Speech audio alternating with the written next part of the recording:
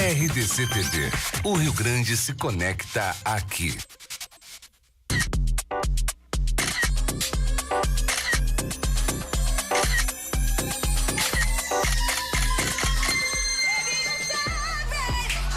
Sextou, gente! Que coisa bem boa ter vocês aqui de novo. Mais um dia no Virou Moda. E hoje o programa é especial pro Dia dos Advogados, que é amanhã, dia 11 de agosto. Então nós temos convidadas que são colegas aqui de profissão, advogadas, para mostrar alguns assuntos muito atuais, muito interessantes e muito legais também. Porque o mundo jurídico não precisa ser chato, viu? Então, olha aqui, ó. Vamos começar hoje um programa cheio de novidades. Eu vim, inclusive, com uma camiseta com um beijinho vermelho, ó. Pra mandar beijos pra todos vocês, especialmente pra quem se manifestar nas nossas redes sociais. Então, já podem começar a acessar o Facebook, deixar ali os comentários que eles passam na tela. Ou então mandar pelo WhatsApp as suas opiniões e as perguntas que com certeza vocês vão ter. Porque o assunto hoje aqui, ó, vai render muito. Então, vamos lá. Eu vou apresentar aqui sentada porque eu quero contar uma coisa antes. Eu tô muito feliz de ter vocês aqui, tá? A doutora Salwa Neme, que é advogada de direito de família, e ela também é apresentadora de um programa no domingo, o Tempo em Família, que passa às 18h30, né? E só aborda assuntos de direito de família. Isso mesmo. É, mas ela também tá aqui porque ela é nossa musa jurídica da RDC. Eu sempre digo assim, ela é a nossa musa jurídica. Também a gente tá aqui com a doutora Virgínia Matti. Eu tô chamando elas de doutora agora só pra começar, tá? Porque depois eu vou abolir o doutor. A doutora Virgínia é especialista em direito digital e vai falar sobre isso, assim como também sobre direito da moda. Vai falar um pouquinho, vai dar umas pinceladas, que é um assunto super novo e super bacana. E também aqui a doutora Gabriela Souza, que tem um escritório só para mulheres, um escritório feminista. Bom, esse assunto aí também é bem polêmico, muito bacana. Então, acompanhem toda a programação. Vamos lá? Olha, doutora Salwa, nem sei se a senhora sabe. Não vou mais chamar de doutora, tá? Não, já acabou, com doutora. certeza. Eu advoguei por 11 anos. Olha só. Fui colega também e eu fiz questão de fazer esse programa porque eu acho que a gente tem que popularizar alguns assuntos. O pessoal que nos assiste muitas vezes todo mundo tem muitas dúvidas. A gente sabe que a legislação brasileira, nossa, ela é super complexa, cheia de leis. Então, por que não tratar de assuntos jurídicos de uma forma mais digerível, né? Mais simples mesmo. Então, eu fico muito feliz de ter mulheres inteligentíssimas, competentíssimas e com assuntos muito bacanas aqui para falar. Agora, Viti, eu queria saber o seguinte, vamos conhecer um outro lado aqui da Salwa. Como é que está o programa? Como que está conseguindo, inclusive, equilibrar essas duas vidas agora? A vida de apresentadora e a vida de advogada, super bem sucedida, que a gente sabe, né? Obrigada. Olha, é um prazer estar aqui com vocês, prazer tê-las na minha companhia. E eu diria o seguinte, que é muito interessante, porque eu tinha feito já há algum tempo, eu fiz 3 faculdades, e há algum tempo eu já tinha feito um curso na antiga FEPLAN, te lembra? Que habilitava para trabalhar em televisão, em rádio. Eu tinha essa curiosidade. Não podia ir para o jornalismo porque não dava mais tempo, nem idade. E tem um escritório que toca para frente, que é, na realidade, o sustentáculo da minha vida. Então, o que eu tinha que fazer? Fiz esse curso da FEPLAN, que eu adorei, eu adoro falar, adoro me comunicar. Lecionei 25 anos, tu vês, né? Então, agora como é que eu faço? Eu vou procurando concatenar as coisas. Todos os dias da semana, o escritório, às 7 horas eu chego, às 7 da manhã, e vou até o fim do dia, né? Como eu tenho um neto agora, que é a minha alegria de viver, então eu não atendo mais no horário do meio-dia e da 1h. Eu atendo às 11, o último período da manhã, e às 2, o primeiro período da tarde. E almoço com o meu neto e dou almoço para ele todos os dias. Olha, eu acho interessante porque dizem que a maternidade muda a vida das pessoas, mas virar avó realmente, assim, para tudo que agora eu vou curtir, né? Vira aquela coisinha, assim, a menina dos olhos da pessoa e é uma pura curtição. Que coisa bem boa isso, conseguir chegar e reservar esse tempo pra curtir esse momento, né? Tá muito babona, então. Demais. Ai, coisa bem boa. E aí volta pro escritório depois. Aí eu só saio no escritório daquele período. Meio-dia, 2 eu tô no escritório de novo. Mas é que 2 horas dá tempo perfeitamente para eu dar o almoço para ele, para eu curti-lo. E diariamente eu vejo meu neto. Né? É que daí cria aquele vínculo mesmo da rotina. Agora assim, ó, como vó, a comida é a comida que tem que ser, ou é aquela comida de casa da avó que sempre tem uma roubadinha? Ele tá com quantos anos? Ele tá com 1 ano e 5 meses. Ainda é fácil de alimentar. Depois vai começar a querer enrolar a avó e nós vamos ver como é que vai ser, né? Não, eu tenho que tentar enrolar minha filha. Porque ela diz assim pra mim, mãe, a comida dele é essa liquidificada, mas aqui tem uns pedacinhos pra ele aprender a mastigar. Eu digo, tá bem. Aí se eu dou um pedacinho e ele reclama, aí eu só dou a liquidificada. Sim, claro. Ai, não gostou, a vovó deixa hoje, não precisa. Com a avó não tem problema. Desde que coma, eu tô feliz. Olha, eu vou dizer uma coisa. O meu filho só come croquete na casa da minha mãe. Ele vai lá e já tem os croquetes prontos. Eu digo, mas mãe, de novo. Começa que a minha mãe não sabe cozinhar nada, né?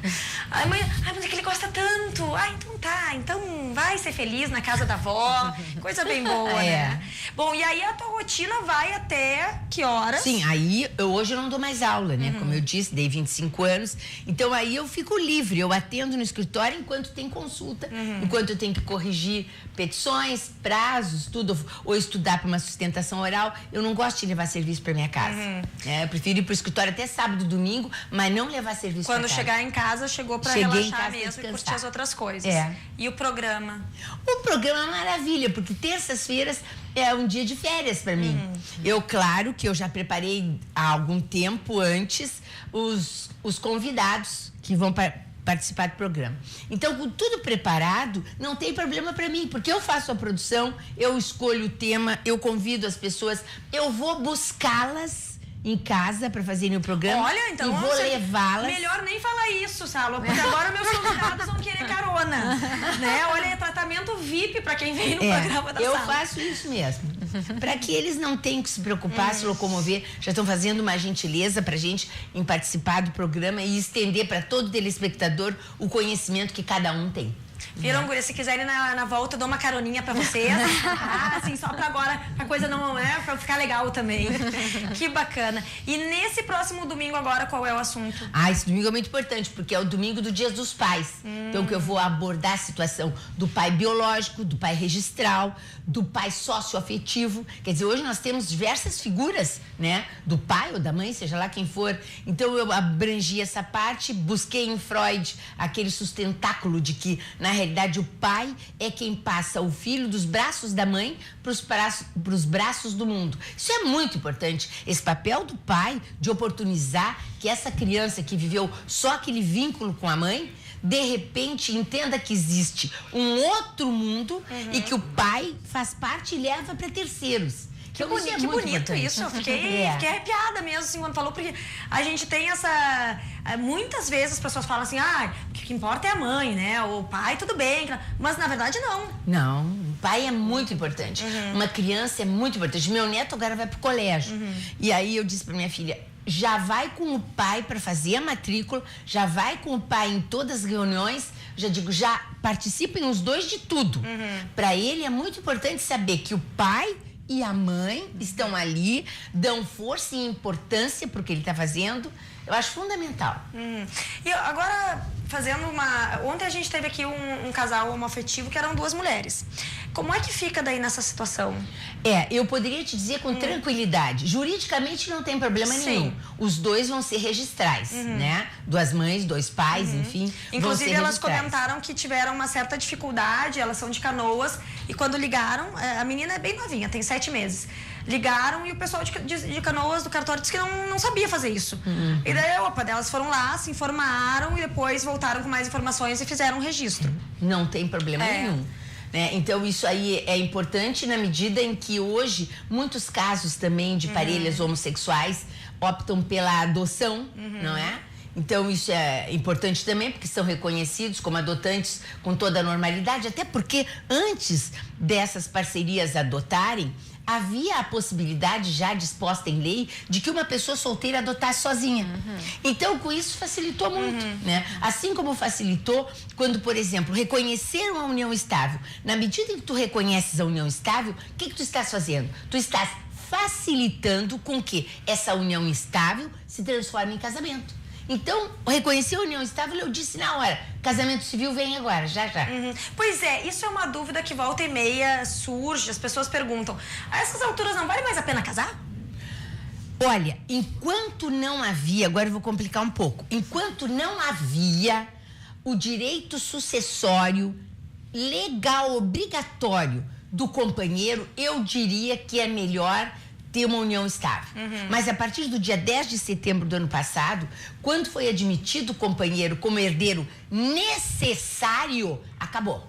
Porque agora o reflexo do direito à herança não era total para o companheiro. Então, eu poderia fazer um testamento onde eu diria que a minha parte disponível fica toda para fulano, para os meus filhos. Então, esse companheiro não herdava nada. Agora, não.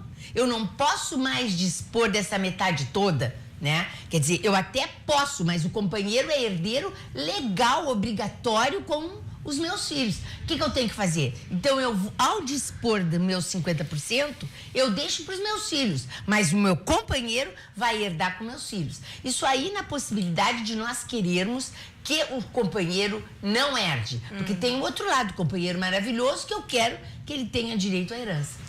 Agora, eu estava aqui olhando para vocês e pensando, né? É incrível como todo o contexto cultural no mundo mudou de uma forma nesses últimos 20 anos e o direito tem que acompanhar isso rapidão. Então, assim, direito de família, como mudou as perspectivas das pessoas envolvidas, direito digital, essa questão agora das mulheres estarem vindo à tona e poder falar tanto. Como é que fica, assim, essas atualizações todas? Porque é muito estudo para depois chegar e ter que mudar e rever todo um contexto que existia, né?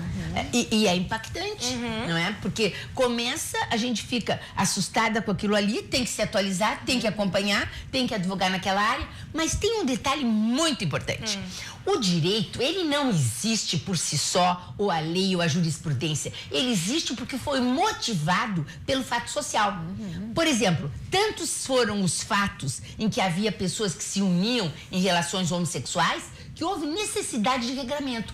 E esse regramento começa pela jurisprudência. Claro. E logo depois da jurisprudência vai chegar, por óbvio, na lei. Por exemplo, os casamentos agora. Nós, muito breve, vamos ter casamento de 3 pessoas. Claro. Pois isso não vai levar muito tempo. E agora? Como é que vai ficar isso? Por quê? Porque hoje já existe algum reconhecimento, claro que é tênue, né? Mas já existe entre o casamento, entre a vida em comum, a união estável entre 3 pessoas. Teve um caso em Minas Gerais, um no Paraná.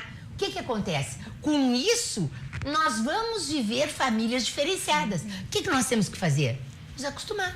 É o poliamor, né? É. Patrick, lá em casa isso não vai rolar.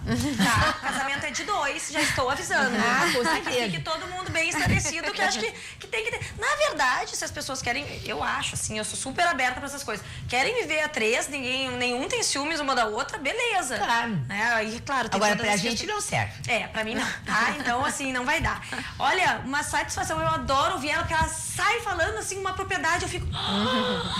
Mas fica já a dica aí, pessoal, no domingo, às 18h30. Então, esse final de semana vai ser super interessante. Sobre os pais. Super oportuno para os pais, sobre os pais, para quem tiver interesse. A doutora Salo vai estar lá com seus convidados no Tempo em Família.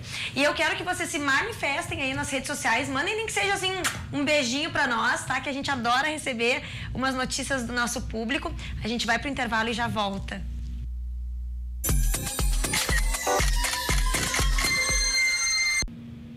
Estamos de volta e, como vocês sabem, aqui no intervalo sempre rola um papinho super interessante e a gente estava aqui conversando como tem pessoas que fizeram direito, mas não seguiram na carreira jurídica por questões até de vocação ou porque a gente vai viver tanto tempo, né? Por que não mudar? Mas acho que vocês estão aí por vocação, né, gurias? Acho que sim. Bom, a doutora Salo não tenho dúvida nenhuma, né? Mas olha aqui, ó.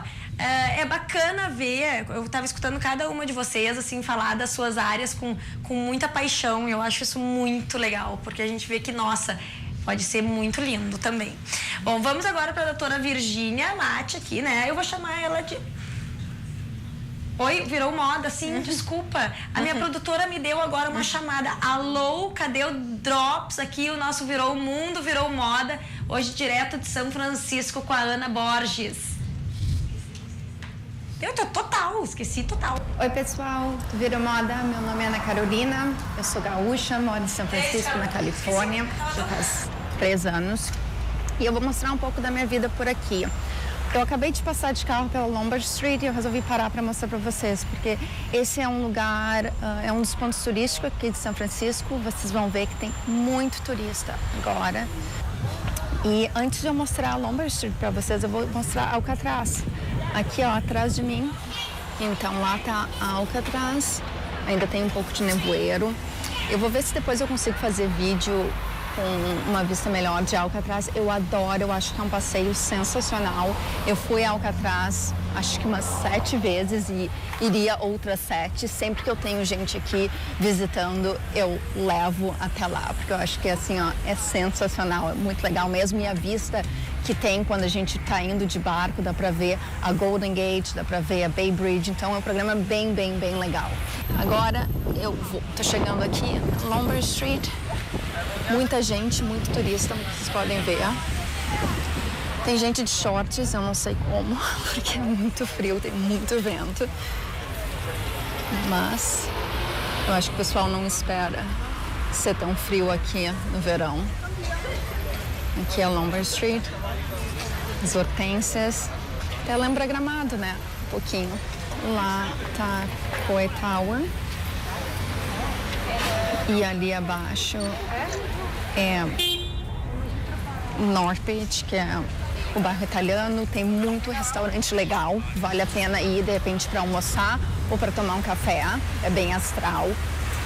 E eu vou continuar mandando vídeo para vocês, contando como é que é a minha vida aqui e lugares que eu recomendo para ir.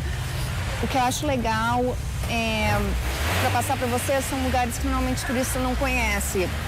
Porque acaba que o pessoal vem para cá e acaba vindo, claro, aqui na Lombard Street, no Fisherman's Wharf, Alcatraz, mas acabam não conhecendo outros lugares que eu acho sensacional, até cidadezinhas perto daqui. Olha aí, São Francisco, uma cidade lindíssima, uma das cidades que eu digo que tem uma alma muito própria dela. Ana, eu adorei sentir o teu sotaque já americano na tua fala em português. Muito obrigada aí por mostrar um pouquinho dessa cidade. Eu espero mais vídeos teus e mais vídeos aí de vocês que estão nos assistindo. A gente quer ver como é que estão essas gaúchas aí pelo mundo, algumas dicas, como é que é a rotina de vocês. Entrem em contato conosco que a gente vai exibir os vídeos aqui no Virou Mundo, tá? Bom, agora sim, vamos para a doutora Virgínia. Eu tava tão louca para falar com ela que atropelei o quadro, né? Vou chamar ela de Vicky, que é o apelido. Então, Vicky, que bom te ter aqui. Vamos falar sobre esse assunto que é tão atual, que é o direito digital e que está presente na nossa vida direto, né? Porque quem não tem aí redes sociais ou um site ou tem o seu trabalho replicado, mesmo que a pessoa não tenha diretamente, acaba tendo algum acesso. Como é que é essa área do direito? Oi, então, muito obrigada pelo convite, adorando o programa. É uma área super nova e mostrando o quanto o direito realmente, como a gente estava falando, não é aquela coisa tão chata mais. Ele já tem outras áreas que são interessantes, tem várias áreas diferentes de atuação. O direito digital, como tu já antecipou, é isso. Todo mundo vive um pouco disso e a minha área de atuação até é corporativa, né, empresarial. E as empresas também todas, cada vez mais, independentemente da área de atuação, elas têm tanto site quanto redes sociais e é mais ou menos ali que a gente entra. Eu trabalho bastante com direito de imagem, que também imagem é um direito que está super, ganha uma proporção muito grande na internet, em razão de publicações, enfim. Então é um direito que é novo, que as leis estão vindo agora, depois que os fatos aconteceram, assim como a doutora Salo comentou antes. E agora já temos várias regras por aí. Tem a recente Lei de Proteção de Dados, tem o Marco Civil da Internet, que é de 2014, mas são situações que todo mundo vive um pouquinho todo dia. Pois é, porque a imagem é algo assim, é tudo muito visual hoje em dia. Quem trabalha com redes sociais, eu fico impressionada agora. Essa semana veio aquele monte de meme de fotos da Bruna Marquezine sendo usadas loucamente por várias pessoas que estavam colando ali a sua... Todo mundo estava na Grécia. Todo mundo na Grécia, né? Uma coisa... sério, eu chorava de rir, porque era nas mais variadas poses ali a Bruna Marquezine e alguém, né? Como que as pessoas podem se resguardar? Claro, empresas grandes nomes têm assessorias, mas as pessoas como nós aqui, que tem a sua imagem sendo usada de forma indevida, como é que faz para resolver essa questão? O que tu dá de dicas? A coisa mais difícil da internet é controlar, né? Porque eu brinco que mesmo situações na vida real, que não é na vida virtual, acontecem uma situação pequena que uma vez aconteceu até num cliente, de uma veiculação de um brinde que tinha uma estampa que teve uma foto. Aquele brinde não foi veiculado na internet, ele foi entregue para pessoas numa situação ali real. E era uma foto de uma pessoa, e essa pessoa que morava em um outro país descobriu aquele brinde. Então não estava na internet e mesmo assim foi descoberto. Então imagina quando está na internet, né? Então uma imagem nossa que sai pela internet, a primeira coisa é, se saiu em algum lugar que a gente não autorizou, entrar em contato com aquela pessoa, com quem veiculou, com a rede social, enfim, com o site, tentar buscar um contato e falar, eu não autorizei, tentar dessa forma, né? E se acontecer de ficar, ou se for uma imagem que está te prejudicando, ferindo a tua honra, enfim, ou uma situação que não é interessante para ti, pode inclusive mover um processo, pode mover um processo de remoção. Então tem várias formas de tentar terminar com essa situação, porque pode muitas vezes causar um problema para aquela pessoa, né? Sim. Então... Mas isso estaria vinculado, de certa forma, à consequência para a pessoa ou não? Porque o que a gente vê, por exemplo, vou usar até um exemplo que poderia acontecer comigo. Posto lá foto de um look, tá? Quando eu vejo, isso tá no Pinterest, com alguma referência, algum item. Quando eu vejo alguém pegou do Pinterest e já usou em outro lugar. Então, assim, ou eu não me importo, mas tem alguma forma, até na foto, de botar, eu vejo que algumas pessoas põem ali... Marca d'água, o seu Instagram, pra pelo menos mostrar a origem disso. Eu acredito que seja melhor, porque daí deixa a foto mais difícil de ser compartilhada. Porque sim, se uma foto tua está sendo utilizada do teu look em outro lugar que tu não autorizou, tu tem o direito, inclusive, de processar e levar a indenização, porque a foto era tua e tu não... Mas é muito do teu perfil. Se tu não quiser, tu não vai processar, né? E tu pode deixar e só falar com a pessoa, ou então nem falar. Para muitas pessoas, às vezes, eu prefiro, então, que eu seja... mídia, então eu não vou atrás, mas muitas pessoas vão atrás porque é seu direito, né? Que aí fica aquela coisa dúbia, né? Até que ponto também, mas as fotos estão lá na internet, então podem ser usadas. Mas isso é uma máxima que não é real. Eu sempre falo, o Google Imagens, o Google não é um banco de imagens gratuito, né? A gente não pode sair copiando as fotos que estão ali e compartilhando por aí, porque elas têm tanto o direito da pessoa que está retratada na imagem, quanto do fotógrafo, porque muitas vezes aquela foto é de um fotógrafo, às vezes ela é de uma paisagem, mas ela foi feita por alguém que trabalha com isso, que foi num lugar diferente para tirar aquela foto, que tem um equipamento diferente para tirar aquela foto. Então tem todo essas pessoas por trás. Tem tanto o fotógrafo quanto o fotografado, o direito. Sim, aquela coisa então de fazer a apresentação no PowerPoint, pegar umas imagenzinhas ali e sair jogando. É que assim, no PowerPoint, para fins educacionais, para ilustrar, aí tem algumas flexibilizações do uso. Aí me parece ser permitido. Eu utilizo muitas vezes também algumas imagens para dar exemplos. Mas se vai ser principalmente para fins comerciais é o pior, que é o que o pessoal já está aprendendo. Vou fazer uma propaganda, eu vou ter que pegar uma modelo, vou ter que contratar essa pessoa, vou ter que autorizar esse uso. Mas se é questão de blog, olha só, essa tendência, eu vou usar uma foto lá da Bruna Marquezine. Tem que ter autorização dela, senão vai dar problema. É que é uma coisa tão disseminada que as pessoas acham que não vai acontecer nada. Mas se chega na pessoa que tá ali na foto, né? Ou que tem que tirou a foto também. E pior que chega mesmo. Essas meninas que trabalham com imagem, Bruna Marquezine, Marina Rui Barbosa, elas têm uma equipe grande por trás, elas têm bastante processo ajuizado com relação à imagem, porque também elas, apesar de serem pessoas públicas, elas vivem da imagem delas. Então, receber por aquela foto também faz parte da remuneração delas, né? Então, elas ficam buscando mesmo atrás e chegam nas pessoas. E na internet é muito fácil, né? De filtrar e localizar essas imagens. Então, ó, fica aí a dica para as influencers, né? Tem que, com as suas fotos, seus looks, de repente botar uma marquinha d'água. Olha aí, ó, a gente tá recebendo mensagens.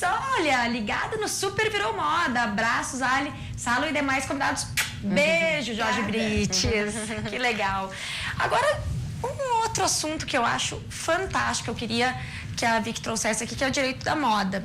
É um ramo super novo. Ainda não está bem popularizado, pelo menos não no Brasil. O que é isso? Bom, o direito da moda, ele surgiu até para nós lá no escritório, porque ele está muito ligado ao direito digital em razão das redes sociais, da internet e tudo mais. Mas é um direito que em Nova York ele começou, que já existe uma especialização em Nova York de direito da moda. E em São Paulo e no Rio de Janeiro já está bem disseminado. Inclusive na OAB do Rio de Janeiro tem uma comissão de direito da moda. Então eles já estudam. Então tem eventos, eu já até participei de alguns, porque é um tema muito próprio, assim. Ele tem situações que só no direito da moda existem. Tem bastante situação envolvendo direitos autorais, tem situações envolvendo isso de direitos de imagem, isso que a gente estava falando também envolve um pouco, porque questão de uma marca que pega uma foto sobre uma tendência ou mesmo uma foto sua. Então, tudo tem as peculiaridades da moda, né? Acontece bastante também, assim, por exemplo, a pessoa famosa publicou uma foto usando uma roupa daquela marca. Então, aquela marca, ela vai pegar a foto da celebridade e vai colocar no seu portal. Mas ela não pediu autorização. Ah, mas a pessoa que está usando a minha roupa, está usando a minha roupa lá no perfil dela, no perfil pessoal dela. Não pode replicar, porque não teve essa autorização. Então, isso também é uma situação de moda que é peculiar do direito da moda, né? Nesse caso, assim, bem prático, né? A pessoa foi lá, a Bruna Marquezine, por exemplo, usou uma roupa e marcou. Em geral, eu acho que elas não fariam isso porque para marcar devem ganhar muito dinheiro. Mas digamos que alguém marque, né? Marca ali a tag na marca. O fato de marcar a marca no seu perfil não dá o direito para a marca usar. Não dá. Eu orientaria a pegar autorização expressa para aquilo. Posso utilizar na minha rede social a sua foto? É melhor colher essa autorização para não ter nenhum problema depois. Não, a coisa é tão louca que às vezes eu tô filmando ali pro meu canal do YouTube, eu mesmo, e daí eu tô filmando e me autoriza já ao vivo, né? A pessoa já fica, porque tu não sabe o que pode acontecer. Realmente, o uso da imagem é algo muito, muito complicado. Vamos dar uma olhadinha em umas fotos que são relacionadas aí ao direito da moda. E vamos comentá-las, claro. Isso.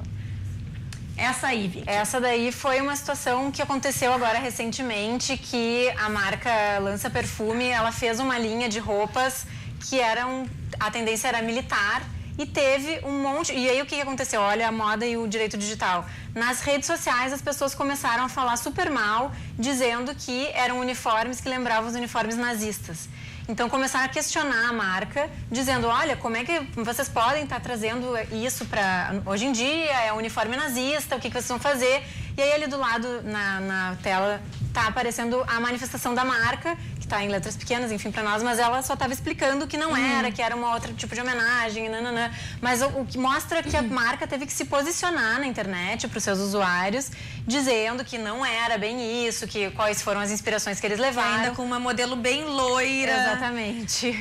Agora, é complicado isso, porque também tem um limite, né? Dá para entender claramente a relação, mas também... tem que ter, não dá pra também brigar por tudo, assim, tem que ver se era exatamente isso, tem que ver o que causou nas pessoas, enfim, e essa repercussão da internet, a internet é um canhão, né? Então, fez com que muitas pessoas tivessem essa... Sim, o estrago tá feito. O estrago é feito, e aí, dependendo de como a marca se posiciona, pode ficar ainda pior, né? E aí, às vezes, não. Então, me parece que meio que terminou ali, a marca se posicionou e nessa situação não foi adiante, mas às vezes pode haver um processo judicial, pode ter que tirar as roupas. Aí precisa de um bom advogado, exatamente. Né? Vamos para a próxima foto. Próxima foto. Aí foi uma situação com a marca Reserva, que é uma marca de camiseta super bacana, que fez uma campanha polêmica de Dia dos Namorados, que já saiu do ar, que era utilizaram um meme que estava circulando pela internet, que era um gemido alto de uma mulher. Ah, sim, aquele que a pessoa tá vendo um vídeo totalmente aleatório. Tá. Então era aquele gemido e eles diziam assim, essa é a nossa campanha de Dia dos Namorados, porque ninguém quer saber de amorzinho, sei lá, era uma coisa assim, meio que dizendo que o que querem mesmo é gemidos. Sim. E aí, no fim, muitos usuários questionaram, falaram que era feminista, que era machista, que era, sei lá, não gostaram, questionaram, xingaram bastante a marca, fizeram vários comentários nas redes sociais da reserva e a marca começou a tentar responder e nas tentativas de resposta ela foi se perdendo ainda mais. Cada vez mais. Então eles fizeram essa postagem, foi 5 posts, né, eles pedindo desculpas e no final essa campanha precisa e vai morrer aqui. Aí eles terminaram a campanha, tiraram ela da rede social. E aí, mostrando... sim, chega uma hora que assim, encerrou o assunto e teve que tirar do ar, porque senão... Eu acho que tem mais fotos ainda, mas como é que a gente tá de tempo para esse quadro? Bom, vamos fazer o seguinte, acho que a gente tem só mais um minutinho, né?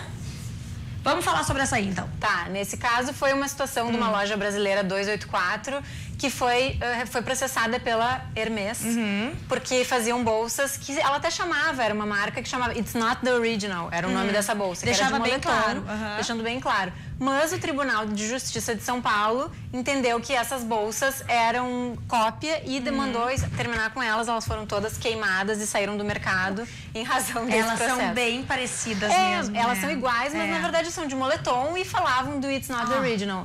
Teve bastante polêmica em razão disso, da decisão ter sido um pouco forte demais. Mas foi a decisão do Tribunal de Justiça de São Paulo que mandou terminar com essa linha de bolsas. Tá. Bom, voltem pra mim aqui que a gente vai olhar as fotos depois, os outros casos, que esse assunto é super interessante e ver que às vezes nas coisas mais simples as pessoas não percebem o tamanho do problema que podem causar.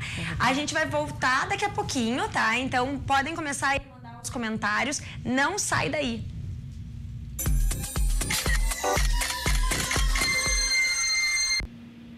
Já estamos de volta. Eu falei que esse tema de direito da moda aí é instigante porque ele também é muito prático. Bom, direito digital, eu vivo muito nas redes sociais, então todas as informações são muito necessárias. Mas a gente vai voltar com mais alguns casos no último bloco daqui a pouquinho. Agora a gente vai conversar com a doutora Gabriela Souza, que atende no escritório, é só para mulheres. Antes de falar contigo, Gabriela, recado do Diego. Beijo, Diego. Obrigado, nosso colega aí. Ele é do Le Folk, que é às 16h30. Baita programa, não percam também. Já fiquem aí, né? Nem trabalhem, fiquem só assistindo a RDC, que afinal de contas é a melhor emissora que tem mesmo. Gabriela, como é que surgiu a ideia desse escritório? Porque realmente, eu não sei se ele é inédito, se já havia algum outro aqui no Rio Grande do Sul, mas a ideia é fantástica. Atender só mulheres no momento em que isso tem se tornado cada vez mais presente, as mulheres cada vez mais trazendo seus problemas à tona, não tendo vergonha de se expor. De onde é que surgiu essa ideia? Boa tarde, em primeiro lugar, obrigada pelo convite. A ideia ela foi surgindo aos poucos, né? Porque eu sou advogada há 8 anos. E eu sempre me senti um pouco inadequada dentro do direito, porque essa coisa que tu diz, que o direito não precisa ser chato e o direito não precisa ser sério, mas existe uma imagem de seriedade, inclusive na vestimenta, enfim, que exigem das advogadas esse comportamento. E eu sempre fui uma pessoa muito mais informal, eu sempre gostei muito de abraçar as pessoas e tive a oportunidade de trabalhar em grandes escritórios que me fizeram entender que aquilo não servia para mim. Não significa que não serve para muitas pessoas, mas para mim aquilo não servia. Então eu fui começando a pensar e aliando a isso ao feminismo, eu fui criando uma nova ideia.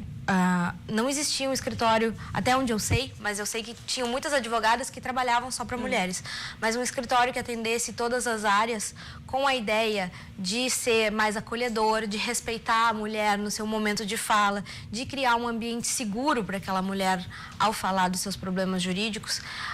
Eu acredito que o meu escritório seja o primeiro, aqui da região sul do país, porque existe um escritório em São Paulo, existe escritórios em Salvador e em Belo Horizonte que trabalham com essa mesma temática, porque na verdade já é conhecido nos Estados Unidos, na Europa, o direito das mulheres, né, como uma vertente do direito. E tinha uma coisa que me incomodava muito, que a gente chegava nas reuniões e eu acredito que as doutoras também já ouviram, que chegou a doutora para embelezar a reunião. Ou passando a ata para a mulher fazer, quando ela era a única pessoa, a única mulher da reunião, de vários advogados, e a mulher advogada, ai não, tu faz a ata porque tu és mulher, então este é o teu papel. E isso começou a me incomodar muito na advocacia. Então eu quis abrir um escritório para trabalhar exclusivamente para mulheres, mas também para contratar mulheres e para trabalhar no meu escritório só somos mulheres, né? Com a ideia de que existe sim uma diferença de gênero, que a gente tem esperança de finalizar. As pesquisas dizem que vai demorar 200 anos para diferença de gênero não existir mais. Então até lá a gente vai trabalhar no direito com isso, né? É que é muito recente, se a gente pensar que o direito a voto veio há tão pouco tempo, fazer toda essa caminhada, ela até tá bem acelerada, mas cabe a nós acelerar um pouquinho mais, né? Como é que, o que vocês têm lá de áreas que vocês atendem? A gente atua com direito de família. Infelizmente, trabalhar com mulher é trabalhar com violência doméstica, né? Porque os números de violência doméstica, eles são altíssimos. Ainda que subnotificados, eles são muito altos. Então, a gente tem esse trabalho. A gente tenta trabalhar muito com questões ligadas ao gênero. Então, assédio sexual no ambiente de trabalho, assédio moral e todas essas questões que envolvem a essência de ser mulher. Mas a gente também tem questões de consumidor, porque, na verdade, é bem isso que tu falou. A mulher, ela é conhecida como sujeito de direito há muito pouco tempo, né? Numa sociedade patriarcal, os homens sempre tiveram acesso ao direito, os homens sempre tiveram acesso à informação e ao conhecimento jurídico, enquanto as mulheres cabia ficar em casa cuidando dos filhos. Então, esse cenário ele está se revertendo, mas a gente ainda busca menos o judiciário, a gente ainda conhece menos os nossos direitos, a gente ainda se reconhece menos como uma pessoa que tem direito àquilo, então que vai exigir judicialmente, né? Eu brinco que experimenta dizer para um homem que ele não pode alguma coisa, que a primeira coisa que ele vai dizer é que vai conseguir uma liminar, né? E a gente pensa 2 vezes antes de entrar, antes de se incomodar. Enfim, a gente ainda não tem essa internalização de que somos merecedoras desses direitos. Não, e é contra isso que eu acho até que as mulheres têm também ponderam mais os dois lados. Sim. Por uma questão, nossa, mas será que não é bem assim? Então, nesse momento de ponderar, tu já perdeu a explosão da coisa. E muitas vezes se prejudicam, porque essa demora da ponderação faz com que a mulher se prejudique processualmente, né? Ela tá ali pensando e refletindo e o tempo vai passando, né? Eu acho muito interessante, num programa de Dia do Advogado, a gente ter 3 advogadas aqui falando, porque, na verdade, nós somos já metade da OAB, né? E a Ordem dos Advogados do Brasil, isso me chama bastante atenção, né? Porque também é um local que nós mulheres trabalhamos e temos cada vez mais acesso aos escritórios, acesso ao trabalho, né? E somos maior parte da OAB, quase igual, mas ao mesmo tempo nós somos 14% das sócias dos escritórios. Nós não nos reconhecemos como sócias de escritório. E aí tem aquela questão da maternidade da advogada, que é complicada. Eu não sou mãe, então eu não posso falar, mas vocês são mães e podem falar que isso, em alguns locais, alguns escritórios conseguem ajudar suas advogadas que são mães, mas em muitos lugares não. E aí a gente acaba perdendo cadeira na posição de sócias por conta disso também. Então a gente também, como advogada, precisa se unir e ter mais sororidade. Eu ia dizer, pra se juntar. É uma profissão que deveria, inclusive, pensando nisso agora, as advogadas se juntarem e militarem em favor disso. Porque esse problema que tu tá trazendo, na verdade, ele é um problema de todas as profissões, né? Tudo que é corporativo, as empresas, ainda tem a grande maioria dos cargos de chefia são homens, mesmo na política, não é por acaso que tem as cotas também para política se elegerem. Então, na advocacia também, até porque é tradicionalmente uma carreira mais conservadora. Então, demora um pouquinho mais para se abrir as novidades. Aí entra aquela questão que a gente estava conversando também de sororidade. Será que as advogadas não deveriam pensar mais em se unir nessas questões? Eu vejo que existe esse movimento das advogadas se unirem, até porque tem questões como a maternidade que ela é comum a todas as advogadas, né? E a gente vê isso refletido no número de sócias de escritórios. Então, eu acho que a gente já está, como advogadas, a gente já está conseguindo também falar isso. Porque também é uma profissão que, ao longo dos anos, ela foi muito masculina. Com frequência, a gente escuta, por ser um escritório que só mulheres trabalham, a gente escuta que a gente é o clube da Luluzinha, a gente escuta que será que não precisa de um homem para dar segurança para os seus clientes, quando na verdade é justamente o contrário. Os clientes, elas nos procuram porque elas já não querem mais ser atendidas, ou então querem um atendimento diferenciado com uma escuta diferenciada, né? E advogar para a mulher, nesse caso específico, está trazendo diversas novidades para mim, assim. Tais como? É muito bonito a gente ver a nossa cliente, e a doutora trabalha com direito de família há muito tempo, então eu sou sua fã. E a gente vê as mulheres desabrochando numa questão de entender que faz parte da autonomia delas também, trabalhar por uma guarda compartilhada, ter os seus dias para poder ficar sozinha, sem os filhos, e entender essa autonomia, essa importância do pai. Em que pese a gente veja a maior parte dos pais não querendo dividir responsabilidade 50% para cada um, né? E isso é muito bonito da profissão. A gente vê as nossas clientes se sentindo autoconfiantes, se sentindo determinadas, né? Com a sua autodeterminação fortalecidas e se sentindo empoderadas por ter esse conhecimento jurídico. Do outro lado, a gente também enfrenta questões machistas diariamente, principalmente no escritório. A gente recebe algumas mensagens de agressores das nossas clientes, querendo contar a versão deles. A gente precisa ter certos cuidados, em que eu fico me questionando que se fosse um escritório de homens, ou um escritório padrão, que não se intitulasse feminista como nós somos, será que isso aconteceria, né? Então, a gente tem que trabalhar com essas dificuldades diárias, porque a gente está aqui para mudar isso, né? Acho que o feminismo, ele não fala de mulheres acima de homens, fala de equidade de gênero. E é isso que a gente está trabalhando, é isso que o trabalho se propõe. E como é que quando vai uma cliente nova lá, uma potencial cliente, como é que vocês recebem ela? É como num escritório tradicional ou há alguns cuidados específicos por se tratar só de mulheres? Existe, sim, muito cuidado, assim. O nosso escritório, ele não tem nenhum padrão de escritório. A ideia é que as paredes sejam pintadas de uma maneira acolhedora, que os móveis são todos pensados para fazer com que essa mulher se sinta acolhida e que se respeite o momento de fala e sinta aquele lugar um lugar seguro. Antes de abrir o escritório, me causou muita surpresa. Eu conversei com várias mulheres antes de abrir o escritório, quando eu tive a ideia, porque a gente sempre fica querendo validar a nossa ideia. Será que eu não tô... Será que eu não tô louca? Exato, né? Eu não vou falar louca porque é uma expressão usada para diminuir a mulher, mas será que é isso mesmo?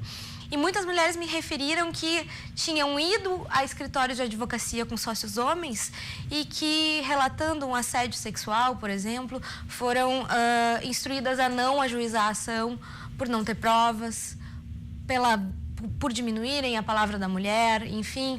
Não tenta isso porque tu não vai ter prova, então quem sabe tu deixa pra lá. E uma diminuição da importância daquilo que de vez em quando é muito sério para a mulher. E que eu acho que só a gente, para entender de verdade o medo que a gente sente ao andar na rua e todas essas questões de assédio, como isso envolve o nosso sentimento de ser mulher, né? Pois é, acho que tem isso também da identificação, né? Da compreensão das dificuldades, porque nós somos diferentes. Homem e mulher têm percepções diferentes. Inclusive, a gente estava falando essa semana também com uma convidada. É o hormônio, são vivências, é o cérebro que pensa diferente. Então, essa identificação na forma de falar, nos problemas, facilita muito. Facilita muito. E de vez em quando a gente percebe que a cliente chega ali muito machucada, né? Infelizmente, de vez em quando, fisicamente, porque a violência doméstica ela é muito forte, então... E, na verdade, os ciclos de violência que uma mulher vive são complicados porque fragiliza ela, faz com que ela tenha uma baixa autoestima. Então, ao nos procurar, ela mesma já está questionando se tem aquele direito. Será que ela não está louca? Será que outro homem vai querer ela depois daquilo? Né? Então... ter um espaço um pouco mais seguro e não só no meu escritório, mas eu acho que em todos os escritórios, eu acho que advogadas mulheres conseguem fazer isso porque nós temos essa capacidade de ser mais empáticas, enfim, né? Eu acho que é importante isso. Tem uma psicóloga, inclusive, no escritório, ou uma parceira de vocês, eu vi no site. Nós fazemos terapia em grupo no escritório para nos ajudar a lidar melhor com as situações. A Bruna é nossa psicóloga e ela nos ajuda muito a entender, a não ficar tão abalada de vez em quando com alguma questão mais violenta, né? E a lidar com toda essa complexidade que é trabalhar com mulheres. Que legal, porque aí também tem um apoio emocional ali, não é só uma coisa crua, jurídica, às vezes para resolver um problema ou não. Bom, eu quero saber a opinião de vocês sobre esses assuntos, se vocês ainda têm alguma dúvida sobre o que a gente já tratou aqui, que a gente possa, quem sabe, elucidar no próximo quadro. Então, nos chamem nas redes sociais, pelo Facebook, lembrando que a gente também está no YouTube, também estamos no site, não só ao vivo, como depois, se vocês quiserem, fica à disposição para ver o programa em qualquer lugar, a qualquer momento, repetir e ver de novo, né? Porque não basta uma vez só. Ou então, falem com a gente aí pelo nosso WhatsApp, ó, 51-99815-9990. A gente vai pro intervalo e já volta.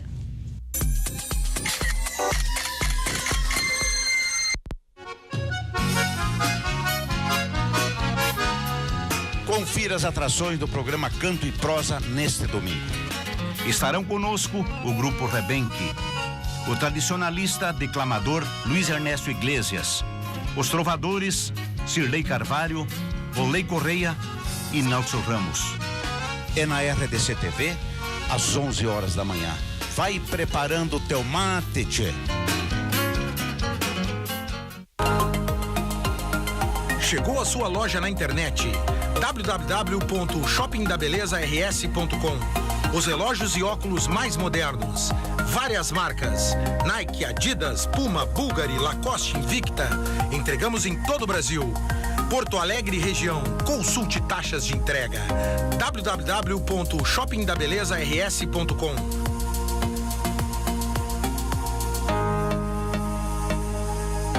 Carla é recepcionista. Atende o telefone, cliente, entregador. E quando chega em casa, ainda sobra energia para brincar com o seu filho. Como ela faz para cuidar da formação do Pedrinho? Leva ele todo dia até o Sesquinho. Te amo, mãe! O Sesc tem muitos jeitos para você ser feliz. O Sesquinho é um deles. Escola infantil para crianças de 3 a 5 anos e 11 meses. As matrículas já estão abertas. Para mais informações, vá até o Sesc da sua região ou acesse o site. Ano novo, novos dias para os mesmos sonhos. Uma nova chance para fazer tudo de novo diferente. Experimente, vá à luta, encare a disputa, invente. Pode não parecer, mas tentar rima com vencer. E a hora é agora. Afinal, você tem mais 2018 motivos para começar. E acredite, sua energia é indispensável.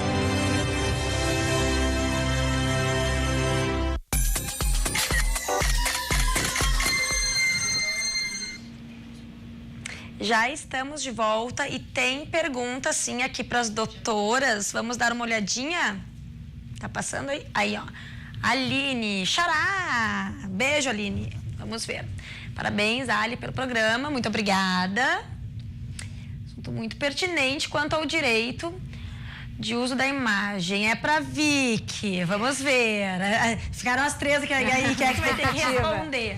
Como lidar nos casos dos recebidos, onde é enviado um presente com objetivo de divulgação. Bom, isso é uma prática muito comum, tá? Para quem é influencer. Então eu tô achando que tem muita influencer aí assistindo o programa. Vamos tirar as dúvidas de vocês todas. Como é que fica isso? Porque a pessoa a marca manda o presente é um presente, né? A pessoa não tem a obrigação de fazer nada com aquilo. E aí? O ideal, na minha opinião, é tentar combinar com a empresa como é que fica essa situação. Mas é claro que o presente, ele está sendo enviado para acontecer aquele momento de mostrar. Eu acho que isso aí já está subentendido quando envia o presente. Mas como está subentendido e não está expresso, talvez seja melhor perguntar e fazer esse, nem que seja por e-mail, por WhatsApp, recebi, vou fazer um vídeo e tal, só para se certificar, para não sair fazendo as coisas sem nenhuma garantia. Eu acho melhor. Tá, e aí a pessoa foi lá, entrou nessa, direito digital é mega atual. Isso aí, é tão mega atual que a gente tá cheio de perguntas. A pessoa foi lá, fez os stories, fez um post, mas é na sua rede. Sim. E aí? Daí isso também, a marca teria que consultar antes a influencer para poder colocar na página da empresa. Porque por mais que a influencer esteja mostrando o produto da marca, ela tem a imagem dela, enfim, ela tem que autorizar para sair em outro veículo que não o dela próprio, né? Sim, então, ela já está fazendo ali uma certa propaganda na sua rede, mas para a empresa pegar e usar ela, teria que autorizar. Fins. Então, outro fim, é outro contexto, tem que ter autorização. Então tá, espero que esteja respondido aí, Aline, se tiver com dúvidas ainda, manda que a gente segue respondendo. Tem mais alguma pergunta? Acho que não, se tiver a gente vai responder depois, porque agora é hora do Drops de Moda.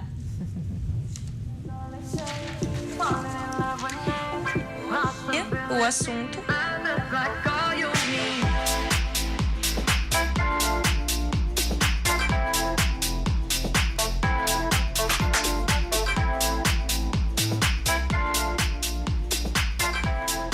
E hoje a nossa peça é uma peça-chave do guarda-roupa feminino, trench coat. É um clássico. Esse casaco, pode passar para a próxima foto.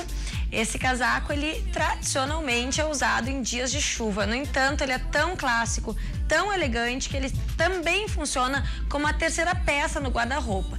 Ele acrescenta sofisticação, um toquezinho de formalidade também. Vejam que aí ela tá com tênis, com uma calça skinny, com uma camisetinha, botou um trench coat, já parece mais adulta, dá um toquezinho de formalidade.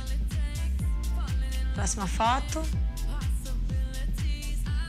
Olha aí a Constanza Pascolato, né? O ícone de elegância no Brasil, fazendo uso do seu trench coat. Vejam que ela não está nem com o cinto amarrado, não precisa usar o cinto amarrado. Aliás, eu estou falando cinto amarrado porque é como as pessoas têm usado, inclusive. Ao invés de botar o cinto ali bem direitinho no buraquinho, não, dá um nozinho, fica super bacana, fica mais arrojado, deixa moderninho o look.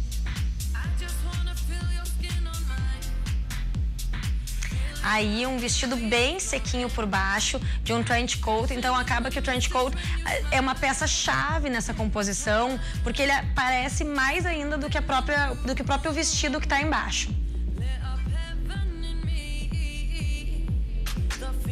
Aí um pretinho básico, fazendo as vezes de um vestido, ela tá com uma blusa embaixo, mas aparentemente está usando o trench coat como a própria peça única realmente da roupa. Então isso mostra a versatilidade da peça.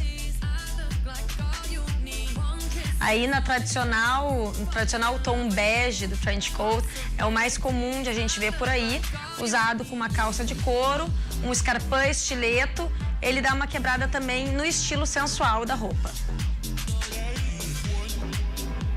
É aí um look bem mais clássico, perfeito para um dia a dia de trabalho, uma camisa branca, uma calça preta e um trench coat em tom neutro. Isso aí. Então fica a dica, se vocês não têm um trench coat, vale adquirir porque ele vai do dia de chuva até um evento social como vestido. Então, ó, experimenta.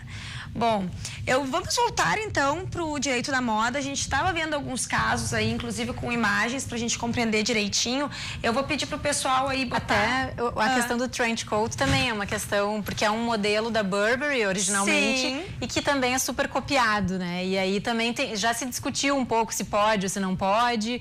E a Burberry me parece que não tá mais nessa não tá mais no desespero. Busca desesperada. Porque ele, na verdade, era um casaco usado a princípio por soldado mesmo, para quem ia campo de guerra, tanto que ele é muito funcional, ele tem os bolsos aqui, a parte que prende era para poder botar alguns itens e prender com um botão, então ele é funcional também. A Burberry acabou realmente tornando ele um ícone de elegância, inclusive o meu sonho de consumo é ter um trench coat da Burberry. Chegarei lá um dia, se Deus quiser, chegaremos todas, né? Mas vamos dar uma olhadinha então nos outros casos que a gente tem aí para discutir. Ai, olha aí, o Louboutin.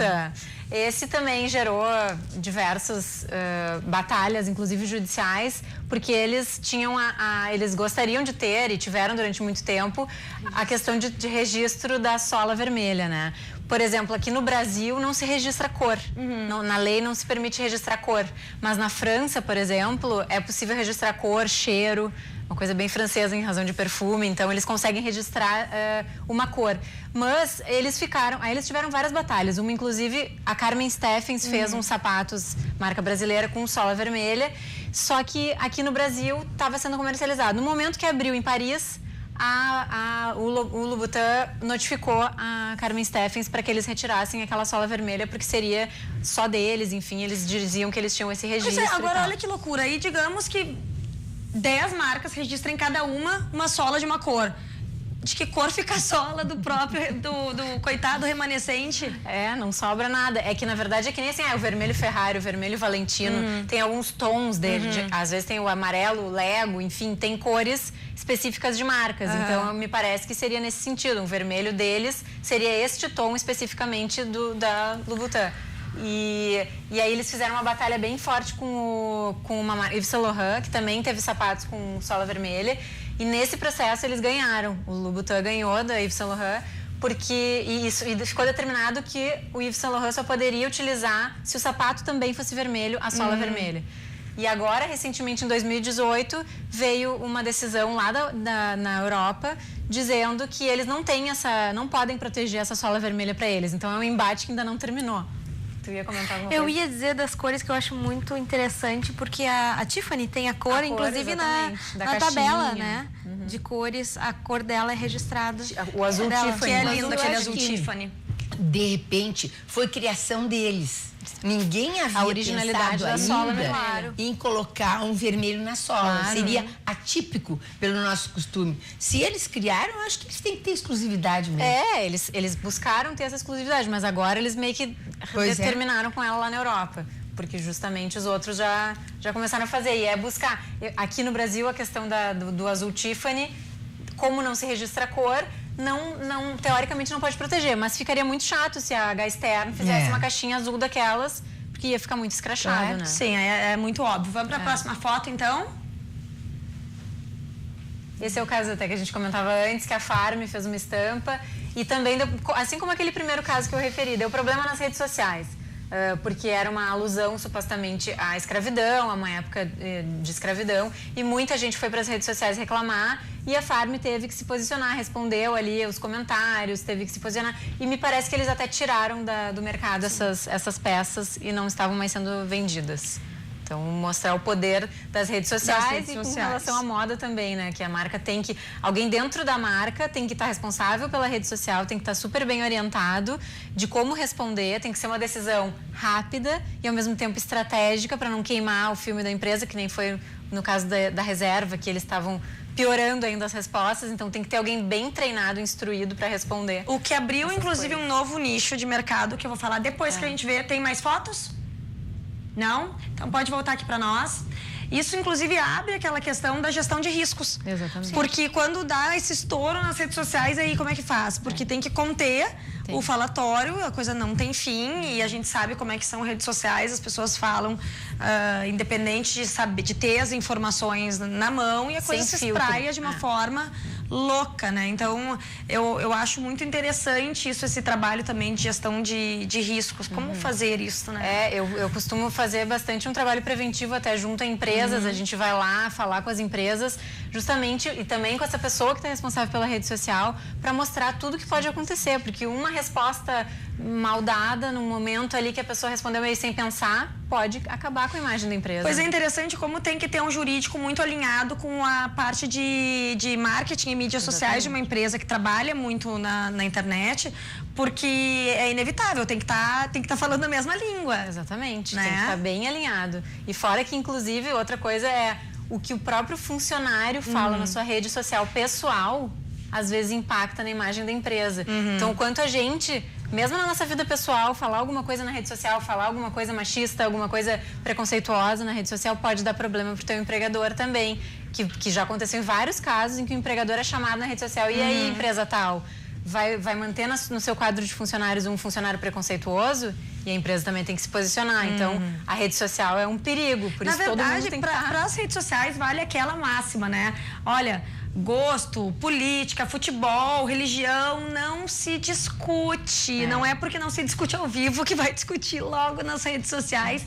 E de repente, tudo fica registrado, né? Exatamente. Se colocar numa situação depois de ter que se explicar fora de um contexto ali no qual estava envolvido. É um perigo. Muito bem.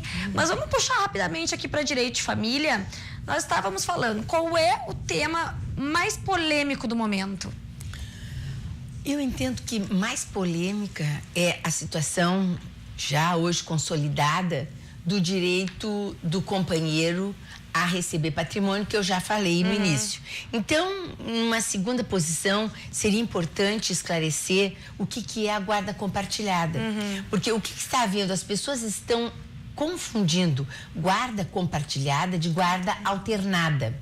A guarda alternada é aquela que possibilita que o filho de pais separados fique um período com um dos genitores, outro período com outro. Isso pode se dar 6 meses, pode se dar 1 ano, e eu tenho casos que uma semana fica com outra com outro. O que seria da gente saber com um profissional de saúde mental se é bem recomendável. Mas então tem que entender bem que a guarda alternada é isso, são os períodos alternados com um e com o outro. A guarda compartilhada, ela traz responsabilidades dos 2 genitores frente à criança, porque os 2 genitores têm o poder familiar, e tendo o poder familiar e sendo responsáveis por aquela pessoa, por aquela criança, por aquele adolescente, eles vão responder pelas atitudes daquele adolescente. Então, um exemplo, o filho de 15 anos sai com o carro do pai e bate. Se a guarda é unilateral da mãe, essa mãe vai responder pelo prejuízo causado em todos os âmbitos. Se os 2 são compartilhados na guarda, os 2 responderão. Então, ao mesmo tempo que tira da mãe, que era quem mais comumente tinha a guarda unilateral, tira essa metade da guarda, ela traz a metade da responsabilidade do pai também. Então, são pontos muito positivos. Eu acho que esse direito da criança entrar e sair da casa do pai e da mãe é muito importante. Só que eu sou favorável à minudência na hora do divórcio. Porque se vocês minudenciarem o mais possível aquela peça, menos vão precisar de advogados no decorrer da vida de divorciados.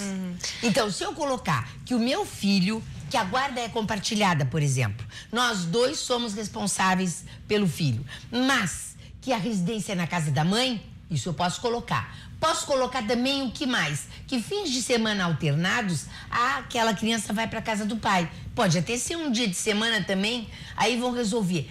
Isso em nada muda. Não é porque a guarda é compartilhada que tem que haver divisão temporal. Prestem bem atenção nisso. Eu acho muito interessante falar sobre isso, porque enquanto tu estava falando, eu fiquei pensando, não, o que importa também é ter uma comunicação muito aberta entre os pais. Ai, se odeiam, não se gostam, deu tudo errado, mas é preciso conversar, porque a ideia também aí é que a vida da criança seja o mais natural possível e que ela transite facilmente por todos os ambientes. O negócio é comunicação. Não se comunicaram durante o casamento, paciência, pelo bem do filho, vão ter que se comunicar. Bom, antes da gente encerrar, eu quero assim, ó, Gabriela, umas dicas rápidas. Alguém que está assistindo e está se sentindo numa situação de violência doméstica reiterada. O que fazer? A primeira coisa, eu acredito que seja dividir esse peso com alguém, né? A vítima de violência doméstica, ela tem muita vergonha de contar. E a culpa nunca vai ser da vítima. Estar sofrendo violência doméstica não é uma vergonha. É uma vergonha para o agressor que faz isso, não uma vergonha para a mulher. E a gente tem que começar a mudar essa ideia, porque a gente precisa começar a combater a violência doméstica. Então, quando a mulher está sendo vítima de violência doméstica, é importante ela contar com uma amiga, com um familiar, com alguém que ela possa dividir isso e que ela possa registrar essa violência num boletim de ocorrência, de preferência, para buscar informar as autoridades. A gente tem uma ideia falsa de que a medida protetiva não protege a mulher e que a mulher muitas vezes ela morre com essa protetiva, mas não é verdade. Uma medida protetiva pode salvar, sim, a vida de muitas mulheres. Então, tentar ter essa equipe de apoio, mesmo que sejam amigos, se possível ter um psicólogo, um profissional da saúde, é muito importante, mas se não conseguir dividir isso com alguém, é muito importante. Registrar o boletim de ocorrência, pedir uma medida protetiva, se tiver prova, se tiver áudio, se tiver alguma mensagem, já levar na delegacia quando for registrar o boletim para antecipar e agilizar todo esse processo também é muito importante. E pensar sempre na nossa segurança em primeiro lugar. De vez em quando a gente não quer sair da casa, de vez em quando a gente não quer, mas tem situações em que é preciso a gente colocar a nossa segurança em primeiro lugar, ir para a casa de alguém, para depois, em um segundo momento, resolver a questão patrimonial, porque a nossa vida, ela é muito mais importante. Pedir ajuda, né? Eu acho, a gente tem ouvido muito nos últimos dias essa questão de briga de marido e mulher, se mete a colher, sim. Então, vá pedir ajuda para alguém. Qualquer pessoa, às vezes, de fora consegue orientar, ajudar, encaminhar. Então, olha, gurias, muito obrigada. Doutoras, muito obrigada por todos os esclarecimentos. A gente vê como é amplo, como tem coisa pra gente conversar aqui. E eu sei também que a vida de vocês é super corrida, então eu agradeço muito terem conseguido uma brechinha para estarem aqui no nosso programa. E só para finalizar, eu vou dar uma agenda aqui rapidinho, que é um final de semana musical. A Turma do Pagode em Porto Alegre, show de lançamento do disco Misturadinho. Tá? Isso aí é hoje, dia 10 de agosto, e lá no Araújo Viana. E amanhã, Capital Inicial, também lá, não percam, ó, vai ser ótimo. E segunda-feira a gente vai estar de volta. Espero vocês, um ótimo final de semana. Beijo, gente!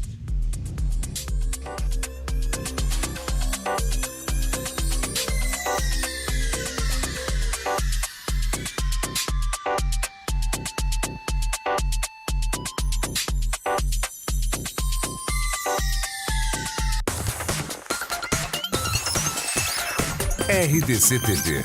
O Rio Grande se conecta aqui.